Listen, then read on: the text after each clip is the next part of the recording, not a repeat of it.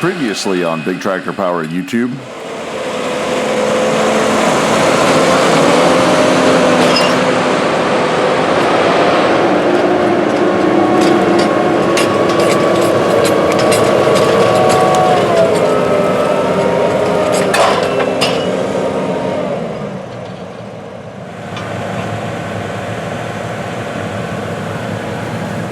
They're getting really warm. See the wing on the front.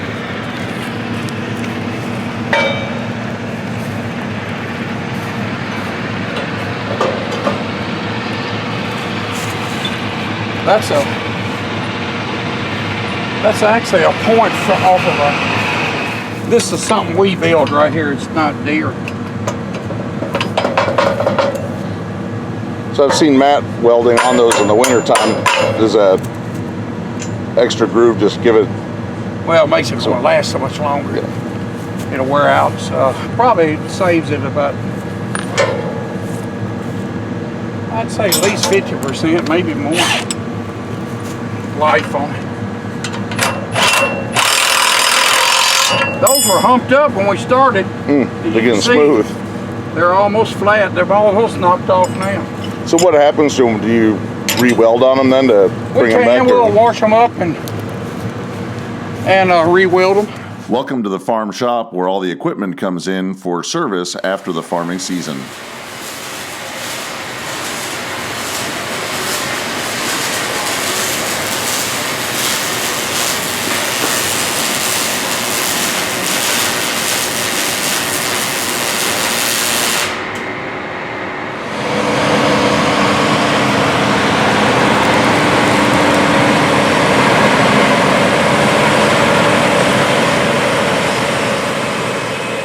Hi Big Tractor Power fans. In the last two videos from the channel, I've been following the tillage season on a western Kentucky farm, riding along on two different tractors, visiting with the operators, talking about the subsoiling process.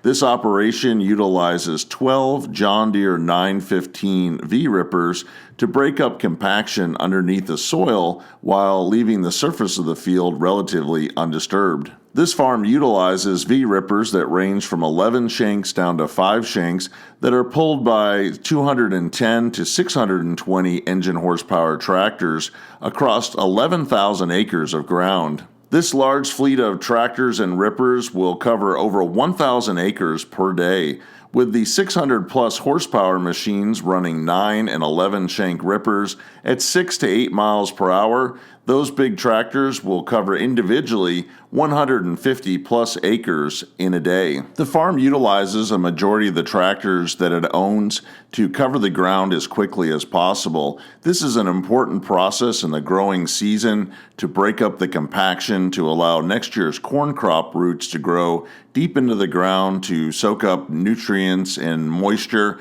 to produce a healthy yield in the fall. By putting so many tractors into tillage service, the farm ensures that they're able to complete their tillage process in a timely manner, working up the ground on the best conditions possible and not being forced into weeks and weeks of delay as winter rains and snow come into the area where the ground might not be prepared for corn planting season when it starts in March. These tillage machines are working up double crop soybean ground that was recently harvested. A second crop of soybeans follows winter wheat here in western Kentucky. The wheat is harvested in June, and then a second crop of soybeans are planted directly into the wheat stubble behind the combines. The beans grow over the summer and then are harvested in the fall. Producing two crops on one field in one season creates a lot of compaction from all the traffic running across the field to help produce and harvest the crop. There was the seeders that planted the winter wheat, the sprayers that went across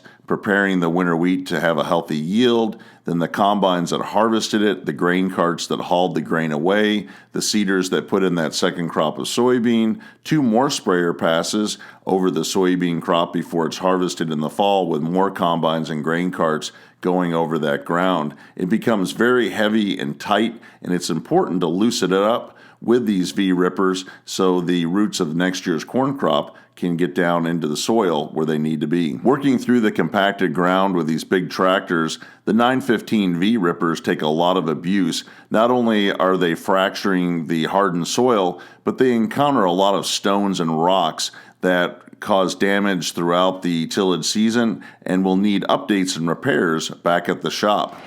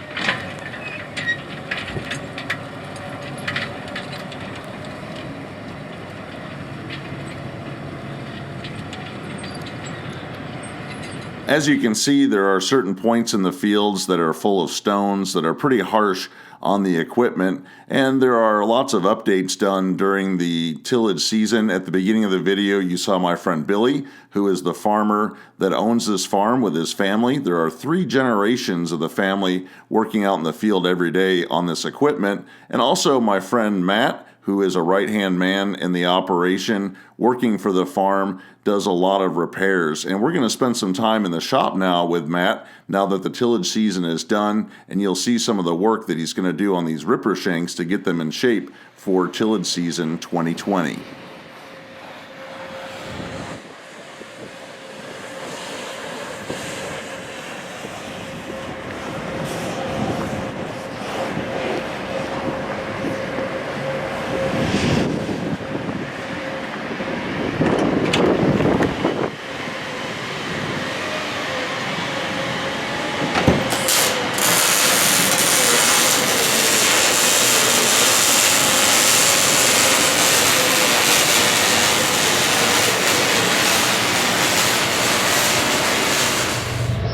Hey, so we're in the shop. All of the field work's been done for the year. Just kind of getting the rippers fixed up, and as you can see here, this one has been wore smooth. I put these welds on there. It's a hard facing weld to keep from wearing the shank out so bad. As you can see, once the weld ever wears away, it eats into the shanks. Now they go about 18 inches deep. This weld is about 16 from there to there, and then the point's another 2 inches below that. But I got a pile of them here to do. I've already done probably, I don't know, I haven't counted, close to 100. And this is the last of them here. These are leftover spares that we keep, you know, in case we break one or bend one. So yeah, shop days, fun times.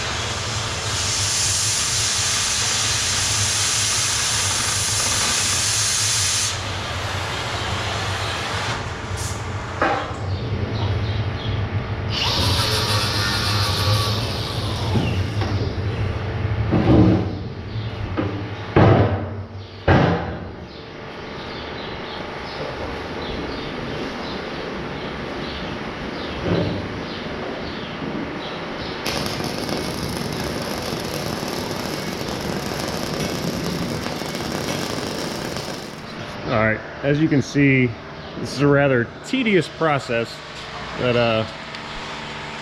and usually it's just me in here alone in the darkness with my thoughts.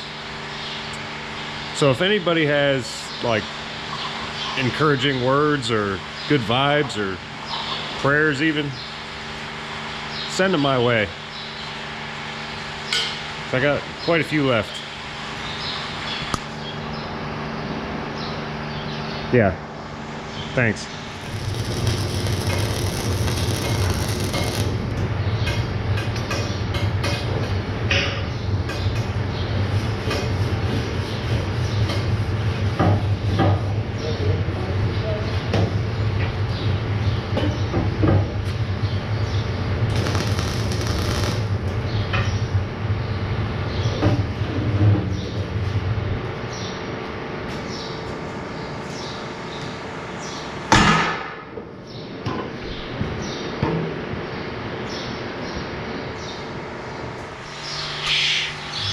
I think there's a combine out here taking a bath.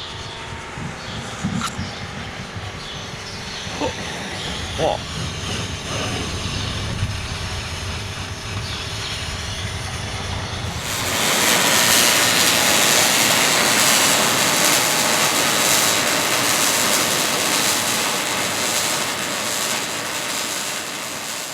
After spending 11 months out in the field in 2019 with Matt, seeing the different operations on this Western Kentucky farm, I hope that you enjoyed seeing some of the shop side of the operation and the work Matt was doing, welding and updating the ripper shanks on the John Deere 915 subsoilers. Stay tuned for more videos with Matt as he works in the shop over the winter to do updates and repairs on this farm's equipment lineup. In the next episode, you'll see Matt working on some different equipment after the soybean harvest, getting it ready for next year's winter wheat harvest. You'll see him working on some augers in a John Deere S790 combine and doing several updates to 45-foot wide McDon draper heads. If you'd like to see more videos like this one, consider subscribing to Big Tractor Power YouTube, where there's over 1,000 videos of farm machines in action. Make sure to click on the notifications bell as well so you'll know when the next Big Tractor Power video is released. New videos are coming out almost every day from the channel.